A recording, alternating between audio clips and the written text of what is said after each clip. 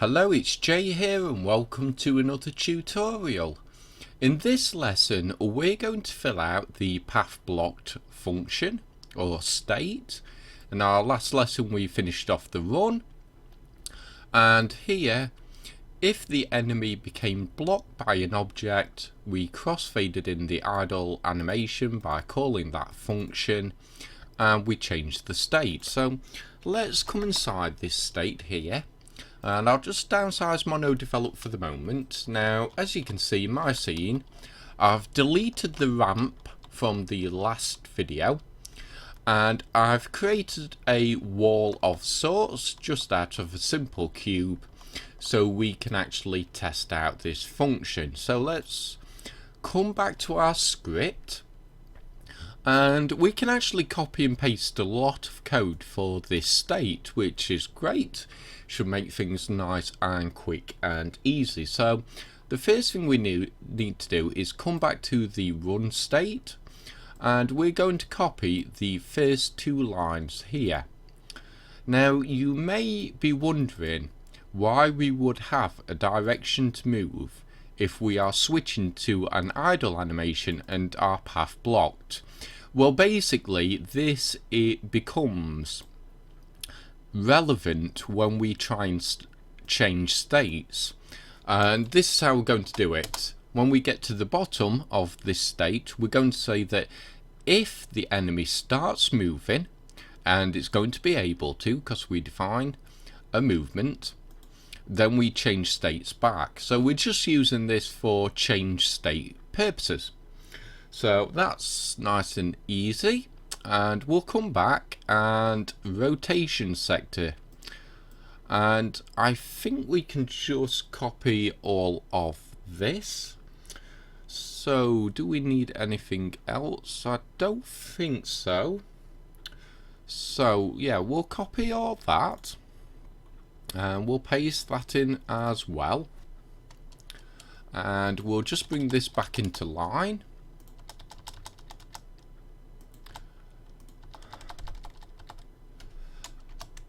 So our script is nice and tidy, and then we need to actually move the controller. So we'll need this line where we move, and we'll also need where we create the float.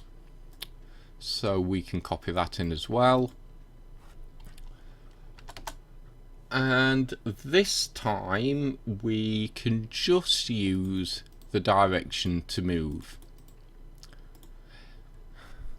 It doesn't really matter about the gravity in this state, because as soon as we start moving we switch to a run state and then the gravity is applied as normal. So this should work just fine for now. We may come back and still update this script further.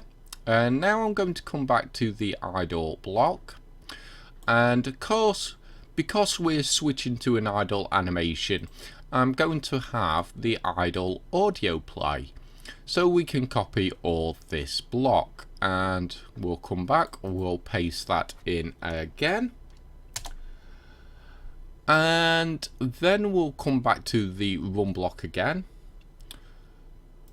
and we'll copy all of this, but we may need to change some of it. In fact, we will have to change some of it. So let's have a look. First thing we'll need to do is we'll need to call the run animation function. So let's change that in the comments as well.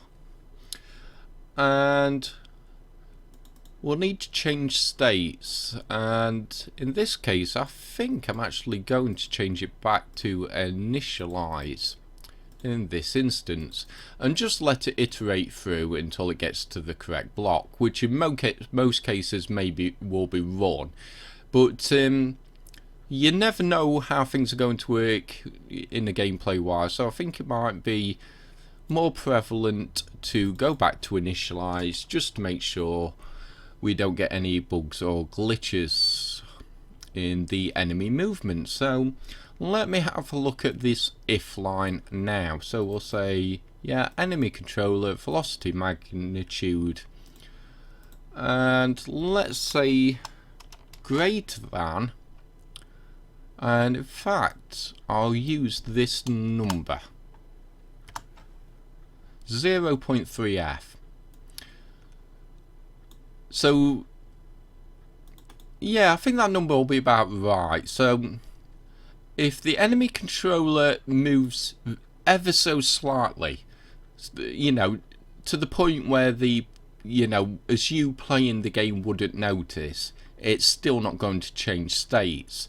But this number should be about right. So as soon as it gets to a point where the enemy starts moving to a point where you can notice it, in fact, I'll get rid of the run animation. We'll switch back to initialize, and then we'll just let it iterate through.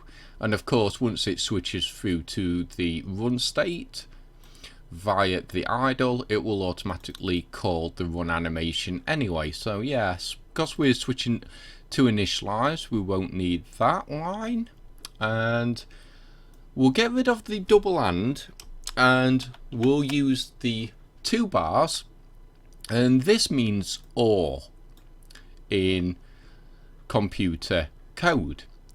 So and we had, now we switch to or, and what we want is if distance is greater than, and this time if we've already moved outside the run radius as well. So if enemy, let's have a look. If enemy is moving and or player distance is greater than the run radius, we'll just switch back to initialize, and we'll just save that there for the moment. And let's go and test this all out now. So still recompiling, the console's clean, so let's hit play. We'll turn on the flashlight so we can see a little bit better. So it's gone into idle, it's gone into run, and as you can see here, we're in the path blocked function. But what happens if we move? We switch back to the run. Let's see if he still attacks us properly. Yeah. So let's run away.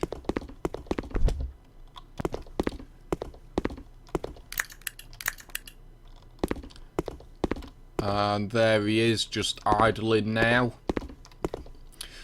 And remember what I said about the camera distance. Obviously, we're activating the enemy, or the enemy's finite state machine, at a very small distance. Obviously, you want to set your distances so the enemy's going to idle before the camera can hit them. So we can delete the cube now. And I think we'll leave the updating for the rest of the script for now.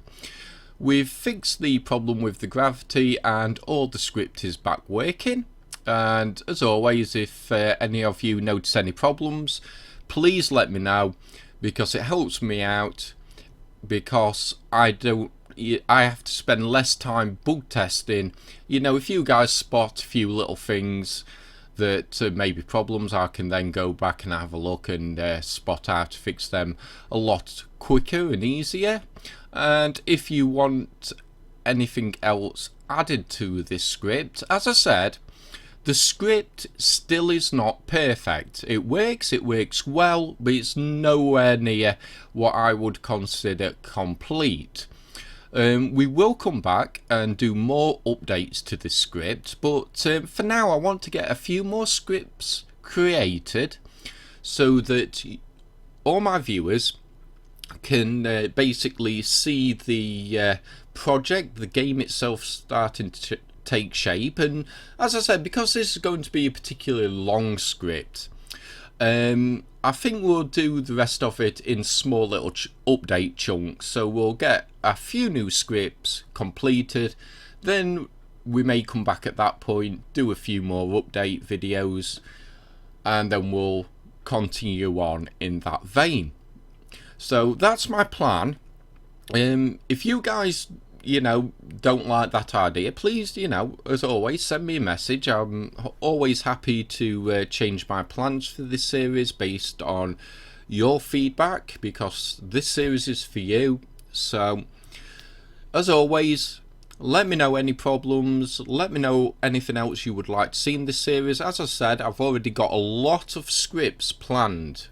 We have, attack, weapons switching, different types of weapons, melee and firearms. We have inventory, pickups, collectibles, all them things planned. I also plan to introduce vehicles, maybe some sort of boss battles, because I've had that requested as well. So a lot of these scripts are already planned out. A lot of them I already have the idea for, and I will plan out very shortly, so we can start getting those created as well. But as I said, if you have any suggestions, please let me know. And I think we'll leave it here for this video. So I hope you enjoyed it. I hope to see you next time. And until then, as always, bye for now.